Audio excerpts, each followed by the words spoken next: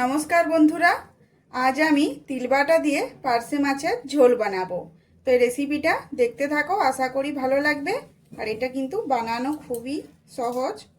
এটা বানানোর জন্য কোনো কিছু ঝামেলা নাই, খুব সহজে কিন্তু বানিয়ে নেওয়া যায়। আর গরম ভাতে কিন্তু দুর্দান্ত লাগে খেতে। তো প্রথমে আমি মাছগুলো ভাজার জন্য নুন হলুদ মাখিয়ে নেব।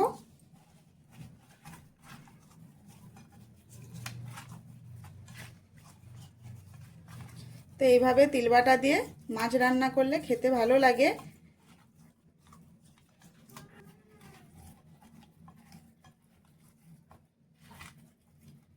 তো এখানে মাছগুলো আমি গোটা গোটায় রাখবো, এইভাবে বড় বড় একটু।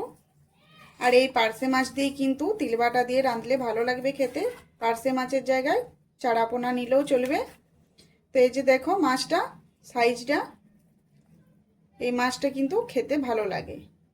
তো চলো, মাছগুলো নুন হলুদ মাখিয়ে নিয়েছি, এবারে ভেজে নেব।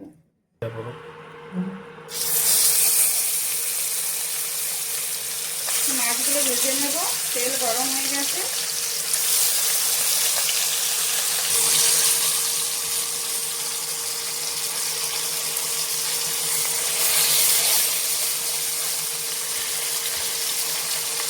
তো মাছগুলো একটা পিঠ ভাজা হয়ে গেছে, অপর পিঠটা ভালো করে ভেজে নেব। তো মিক্সির জার নিয়েছি, এবারে এখানে নিয়ে নেব 4 চামচ সাদা তেল।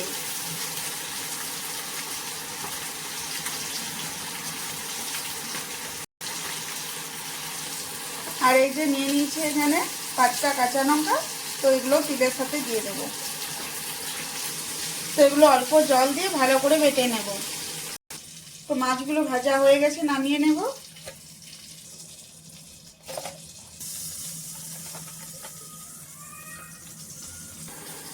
তো এই যে এখানে আমি তিল আর কাঁচা লঙ্কা মিহি করে বেটে নিয়েছি। তো মাছ ভাজা হয়ে গেছে, এবারে মাছ ভাজা তেলেই আমি মাছটা রান্না করব। তার জন্য দিয়ে দিলাম 1/2 চামচ কালো জিরে। আর এই যে এখানে 3 থেকে 4টে কাঁচা লঙ্কা ফেড়ে নিয়েছি মাছ থেকে। তো এবারে দিয়ে দেব। তো ফোড়নটা ভালো করে একটু ভেজে নেব। এবারে দিয়ে দেব বেটে রাখা তেল।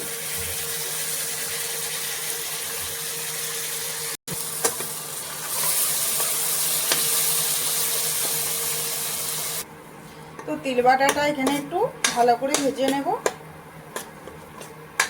এবারে দিয়ে দেব হলুদের গুঁড়ো, স্বাদ অনুযায়ী নুন, আর কালারের জন্য দিয়ে দেব কাশ্মীরি লঙ্কার গুঁড়ো।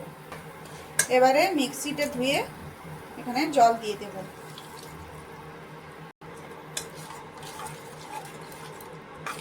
এবারে একটু ভালো করে এগুলো নেড়ে চেড়ে মিশিয়ে নেব।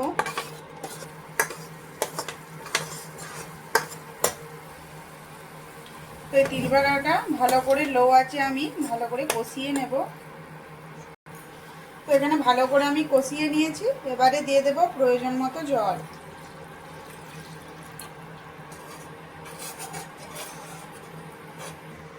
তো ঝোলটা ফুটে গেছে, এবারে ভেজে রাখা মাছ দিয়ে দেব। তো বন্ধুরা, এই মাছ রান্নায় কিন্তু কোনো ঝামেলা নেই। যদি ঝামেলাবিহীন মাছ রান্না করতে চাও তো এইভাবে একবার রেঁধো, দেখবে খেতে অসাধারণ লাগে। গরম গরম ভাতের সাথে জাস্ট জমে যাবে।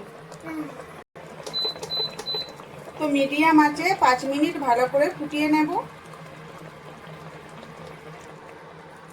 তো এই যে বন্ধুরা দেখো, এখানে আমি কিন্তু অনেকক্ষণ ফুটিয়ে নিয়েছি। আর এখানে নুন আর ঝালটা অবশ্যই চেক করে নেবে। আর দেখতে পাচ্ছ কত সুন্দর কালার এসেছে। আর এটা কিন্তু গরম গরম ভাতের সাথে একদম জমে যাবে। এটা আমার রেডি হয়ে গেছে। তো এবার এটা নামিয়ে নেব। তো বন্ধুরা, দেখতেই পেলে আজ কত সহজে আমি এই তিলবাটা দিয়ে পার্শে মাছের ঝোলটা বানালাম। তো আজকের এই রেসিপি কেমন লাগলো অবশ্যই কমেন্ট করে জানাবে। যদি ভালো লেগে থাকে তো আমার চ্যানেলটি সাবস্ক্রাইব করে আমার পাশে থেকো। ভালো থেকো, সুস্থ থেকো। আরও আসছি এরকম নিত্য নতুন রেসিপি নিয়ে।